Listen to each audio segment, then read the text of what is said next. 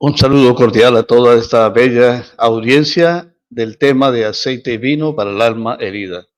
Gracias por atender estos breves temas. Espero que esto siga llegando a muchas personas y de ánimo, sobre todo fortalezca la fe y bueno, nos mantenga unidos en esa común vivencia del Señor Jesucristo. Todavía estamos sobre el tema de la misericordia, porque es un tema central, es un eje en la vida de Jesús, cambiando esa imagen apática de Dios que se tenía, alejada de las realidades de su pueblo. Jesús vino a acercar a Dios de la manera correcta al pueblo, a través de la misericordia, del mensaje del Padre, de lo que él llamó las buenas nuevas del Evangelio. Ahora estamos en el tema de la iglesia. Jesús ya mostró a través de su vida lo que significa aprender misericordia. Es la fuente. Si alguien quiere aprender misericordia, debe ir a Él y mirar en Él cómo se desarrolla la misericordia. ¿Fue fiel la iglesia a ese legado de Cristo? Es la pregunta. Pues en el primer siglo, los evangelistas, o mejor, los apóstoles, escribieron diferentes cartas a la iglesia y en todas ellas se muestra la misericordia, el amor al prójimo.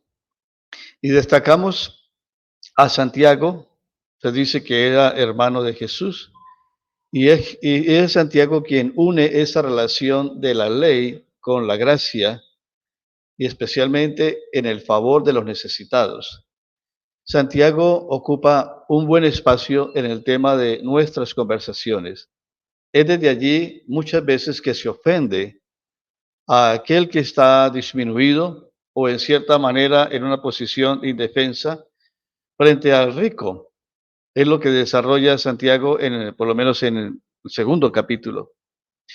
Y sigue diciendo Santiago, no se hagan muchos de ustedes maestros, hermanos míos, pues sabemos que vamos a recibir una mayor condenación porque todos faltamos continuamente, a menudo.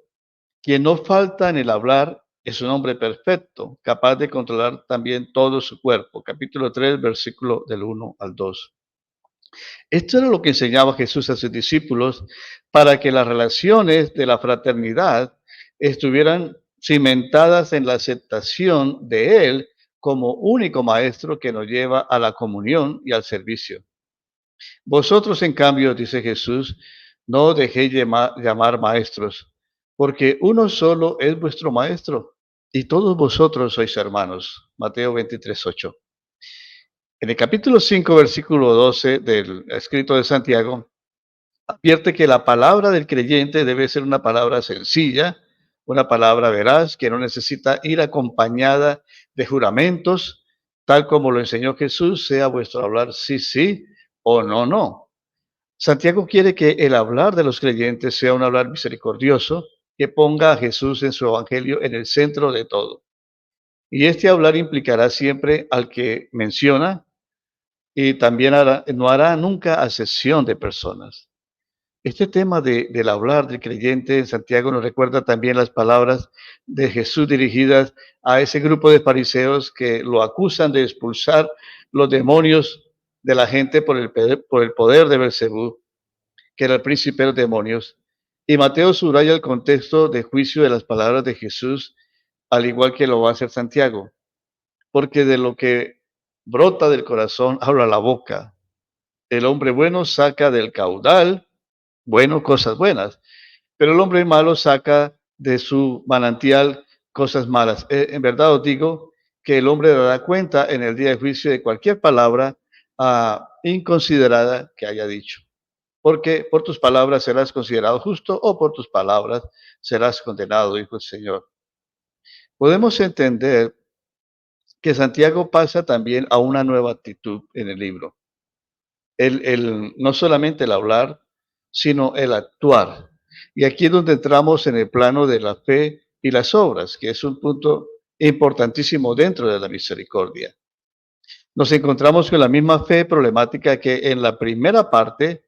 Esta vez el problema es que se trata de una fe sin obras, pues es normal que una fe mezclada de favoritismos acabe siendo una fe sin acciones y más sin acciones de misericordia. Una fe que en el hablar y en el obrar no manifiesta misericordia es una fe estéril. Santiago la compara con una fe del demonio. Pues sobre la fe se pueden decir muchas palabras y construir grandes discursos. Uno que diga que tiene fe, dice, hasta los demonios tienen fe, dice Santiago, creen. Santiago habla de una fe interior que está muerta, es decir, una fe que no responde del corazón a quien es el objeto de fe, que es Jesucristo, sino que se queda solo en la apariencia del decir, en una piedad del decir nomás. Se ve que ya en una época temprana, el cristianismo tuvo tentaciones que nos pueden parecer más propias de nuestro tiempo, no cambia. Es decir, el vivir una religión aparente, de fe vacía, que acaba convirtiendo a Cristo en un símbolo que representa, pero no interpela, no desafía a llevar una vida de acuerdo al Evangelio. Es decir, una fe que se vive solo en las cuatro paredes de un establecimiento, de un local, llámelo templo, llámelo local, lo que sea. La fe solamente se vive allí, no sale de esas cuatro paredes. Es la tentación de dejar a Jesús sin palabra, porque su palabra ha sido sustituida por la nuestra y al final acabamos construyendo una religión de intereses y de favoritismos, que no es más que una forma de idolatría que niega la fe. Ahora podemos comprender la relación entre la misericordia y el juicio, del que habla Santiago en el capítulo 2. Si apremia a hablar y actuar como quienes van a ser juzgados por una ley de la libertad, en donde la misericordia es lo más importante. Eso quiere decir que esta ley de la libertad o la ley perfecta, como dice Santiago 1.25, no puede ser otra ley que la del amor manifestada en Jesucristo y que perfecciona de alguna manera esa ley que era mal interpretada en el Antiguo Testamento, en donde los judíos podían considerarse únicos, elegidos, exclusivos y menospreciar a todos los demás. Y aún entre ellos no había esa misericordia porque excluían, relegaban, marginaban a todos aquellos que estaban en una condición de pobreza o condiciones de trabajo que para ellos eran pecadores o aquellos que estaban enfermos. Si eso era entre el mismo pueblo, ya podemos imaginar lo que los judíos pensaban de la gente afuera, los llamados gentiles. Así que Jesús retorna a Israel a volver al corazón de Dios, a un corazón que no es de piedra, sino es un corazón de carne, como dice Jeremías 31:31. Es la ley que se vive con el espíritu de las bienaventuranzas. Por eso esta perfección es para ponerla en práctica, pues es la ley de nuestra felicidad. Poner en práctica la palabra y no se contenten con escucharla. Dice Santiago, engañándose a ustedes mismos, el que se concentra en una ley perfecta, la de la libertad, y permanece en ella, no como un oyente olvidadizo, sino poniéndola en práctica, este será dichoso al practicarla. En las palabras de Jesús encontramos un ejemplo de lo que significa no actuar con misericordia y ser juzgado según esa falta de misericordia. Todos recordamos la parábola de aquel hombre perdonado que no perdonó al otro. El registro está en Mateo 18:23 al 35. Se trata de un siervo que es deudor de su rey y al que se le perdona la deuda.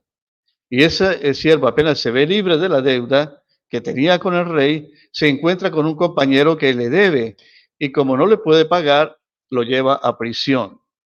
La reacción del rey cuando se entera es clara. ¿No debías tú también tener compasión o misericordia a tu compañero como yo tuve compasión de ti? Por tanto, la ley de la libertad de la que habla Santiago es vinculante para quien ha experimentado ya el beneficio de la misericordia. Perdonamos como hemos sido perdonados. Quien no perdona, quien no tiene misericordia, no ha experimentado la gracia de Dios y el perdón de Dios sobre su vida, porque una vez se ha tenido conexión con la misericordia de Dios, eso no dejará a ningún alma inquieta para devolver esa misericordia y ese perdón y esa acogida a los demás. Quien ha conocido la misericordia a través del perdón no puede ser ah, apático a los demás. Es lo que pide Jesús para que entendamos esta perfección de la ley de Dios. Todo lo que quieran que la gente haga con vosotros, hacedlo vosotros con ellos. Pues esta es la ley y los profetas, Mateo 7:12. Y que no es más que una actualización de lo que ya estaba en la ley. Y que recuerda Santiago, amarás a tu prójimo como a ti mismo. A mi entender, cuando Santiago está hablando de la fe y las obras, es un tema que tiene que ver con el gran mandamiento. Si tienes fe, amas a Dios con todo. Y si quieres que esa fe sea activa, se convierta en hechos, ama a tu prójimo. No puede ser una sola cosa. Las dos están vinculadas dentro del plan de Dios desde el comienzo. El cumplimiento de la fe cristiana es el cumplimiento de la ley. Con generosidad, pues el amor implica que la persona entera, ya que se trata de hablar y de obrar con misericordia, se done, se entregue al otro. Qué bello esto.